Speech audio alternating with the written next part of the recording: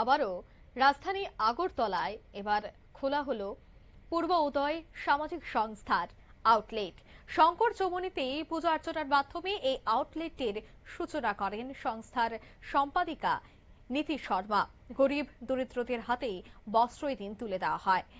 বেশ কয়েকদিন যাবৎ বন্ধ থাকার পর পুনরায় কিন্তু সেই আউটলেটগুলিকে সংস্কার করে নতুন করে পূর্ব উদয় সামাজিক সংস্থার আউটলেটগুলি খোলা হলো।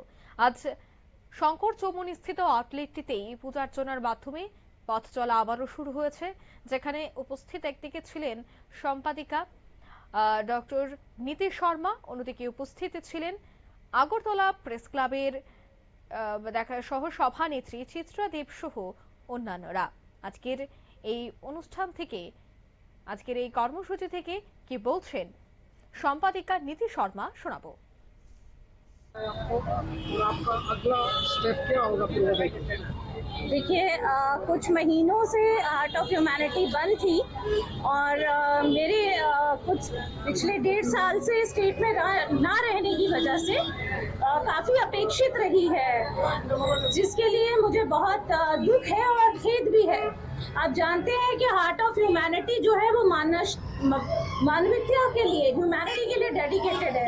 আমি সবাইকে এটাই বলতে চাই, এটা আজকে আবার আমরা রিওপেন করেছি আর মানুষের, ত্রিপুরার মানুষের হাতে তুলে দিয়েছি। এখান থেকে সবার যারা যারা নিডি আছে তারা হেল্প হবে। এই হার্ট অফ হিউম্যানিটি এরকম আউটলেট প্রত্যেক স্টেটে, প্রত্যেক ত্রিপুরার প্রত্যেক জায়গায় আমরা করতে পারবো। সোশ্যাল ওয়ার্ক নিয়ে আমরা মানুষকে একজুট করতে পারবো, এটাই আমার লক্ষ্য। আপনারা শুনলেন, অর্থাৎ তিনি জানাচ্ছেন যে প্রায় 1.5 বছর তিনি রাজ্যে ছিলেন না, যার জন্য বন্ধ হয়ে পড়েছিল। তবে এবার পুনরায় চালু করা হয়েছে এই আউটলেটগুলি। গোটা রাজ্য জুড়ে বিভিন্ন জায়গাতে সেই আউটলেটগুলি থাকবে, যেখানে দুস্থ অসহায় মানুষদের পাশে দাঁড়াবে এবার পূর্ব উদয় সামাজিক সংস্থা। নিয়ে নিচ্ছি ছোট্ট একটি বিজ্ঞাপন বিরতি, সঙ্গে থাকুন।